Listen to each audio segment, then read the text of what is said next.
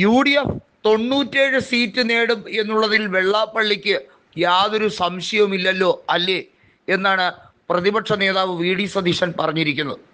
98 സീറ്റുമായി UDF അധികാരത്തിൽ വന്നാൽ താൻ SNDP യോഗം ജനറൽ സെക്രട്ടറി സ്ഥാനം ഒഴിയും. അപ്പോൾ അതിനെക്കുറിച്ച് മറുപടിയായി വി ഡി സതീശൻ പറഞ്ഞത്, അദ്ദേഹം മരിക്കുന്നതുവരെ അവിടെ തന്നെ ഇരിക്കട്ടെ, ആ സമുദായത്തെ മുഴുവൻ വഞ്ചിക്കുകയും ദ്രോഹിക്കുകയും ചെയ്യട്ടെ, അതൊന്നും തൻ്റെ വിഷയമല്ല. UDF 97 സീറ്റ് വരെ കിട്ടും എന്നുള്ളതിൽ വെള്ളാപ്പള്ളിക്കും തർക്കമൊന്നുമില്ലല്ലോ അല്ലേ? 98 സീറ്റുകൾ കിട്ടും എന്നുള്ളതിനല്ലേ തർക്കമുള്ളൂ? ഏതായാലും മികച്ച ഭൂരിപക്ഷം UDF 2026 നിയമസഭാ തിരഞ്ഞെടുപ്പിൽ അധികാരത്തിലേക്ക് എത്തിക്കാൻ കഴിഞ്ഞില്ലെങ്കിൽ താൻ രാഷ്ട്രീയ വനവാസത്തിലേക്ക് പോകും. താൻ പിന്നെ പറവൂരിലെ ജനപ്രതിനിധി സ്ഥാനം പോലും നിലനിർത്തില്ല. എല്ലാ സ്ഥാനമാനങ്ങളും ഉപേക്ഷിച്ച് താൻ മാധ്യമങ്ങളുടെ മുമ്പിൽ പോലും വരാതെ രാഷ്ട്രീയത്തിൽ നിന്നും പരിപൂർണമായി റിട്ടയർ ചെയ്യും എന്നാണ് വി ഡി സതീശൻ പറഞ്ഞിരിക്കുന്നത്. 25 കൊല്ലമായി താൻ പറവൂർ മണ്ഡലത്തെ പ്രതികരിക്കുന്നു. ഇതുവരെ ആരും ജാതീയമായ വേർതിരിവ് താൻ കാണിച്ചു എന്ന് ഒരു ഉദാഹരണം പോലും പറയാനില്ല.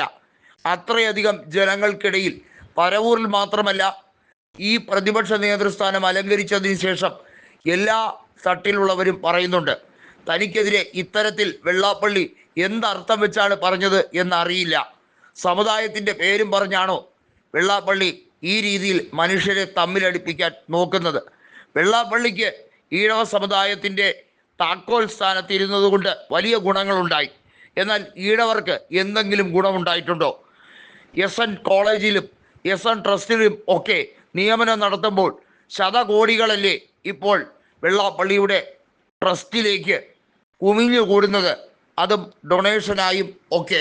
ഇതെല്ലാം ഏത് രീതിയിലാണ് അദ്ദേഹം വിനിയോഗിക്കുന്നത്? പണ്ട് VS അച്യുതാനന്ദൻ കൃത്യമായി വെള്ളാപ്പള്ളിയെ പൂട്ടുന്ന രീതിയിൽ പറഞ്ഞു, മൈക്രോ ഫിനാൻസ് തട്ടിപ്പ് വഴി ശതകോടികൾ ഇദ്ദേഹം വെട്ടിച്ചതുമായി ബന്ധപ്പെട്ട കാര്യം. താൻ വീണ്ടും മുഖ്യമന്ത്രിയായി അധികാരത്തിലേക്ക് എത്തിയാൽ വെള്ളാപ്പള്ളിയെ മകനെയും തൂക്കും എന്നുള്ളത് കൃത്യമായി അന്ന് VS പറഞ്ഞതാണ്. വെള്ളാപ്പള്ളി മാധ്യമങ്ങളോട് കൃത്യമായി പറഞ്ഞു, തന്നെ ഏറ്റവും കൂടുതൽ വിഷമപ്പെടുത്തിയത് VS തനിക്കെതിരെ തിരിഞ്ഞതുകൊണ്ട് തന്നെയായിരുന്നു എന്ന് വെള്ളാപ്പള്ളി ഒരിക്കൽ പറഞ്ഞിട്ടുമുണ്ട്. ഏതായാലും സതീശൻ അതിൽ തന്നെ പിടിയുറച്ചിരിക്കുകയാണ്.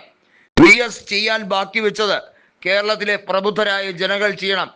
വെള്ളാപ്പള്ളി ഓരോ ഉദാഹരണ സഹിതം ഓരോ സ്ഥാനാർത്ഥികളുടെ പേരും പറഞ്ഞ് ഇവിടെ നടത്തിയിട്ടുള്ള പ്രഖ്യാപനത്തിൽ ഏതെങ്കിലും ഒന്ന് ശരിയായിട്ടുണ്ടോ? ഇല്ലേ ഇല്ല.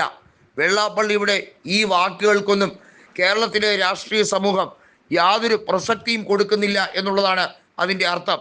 അതുകൊണ്ട് തന്നെ അദ്ദേഹം ഈ പറയുന്ന കാര്യത്തിനും വാക്കിന് വിലയില്ല എന്നുള്ളതാണ്.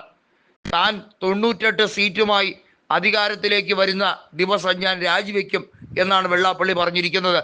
പക്ഷേ 97 സീറ്റ് വരെ കിട്ടുന്നതിൽ വെള്ളാപ്പള്ളിക്കും തർക്കമില്ലല്ലോ അല്ലേ എന്ന് പരിഹാസ രൂപേണ സതീശൻ ചോദിക്കുമ്പോൾ വലിയ പൊട്ടിച്ചെരിയാണ് ഉണ്ടായിട്ടിരിക്കുന്നത്.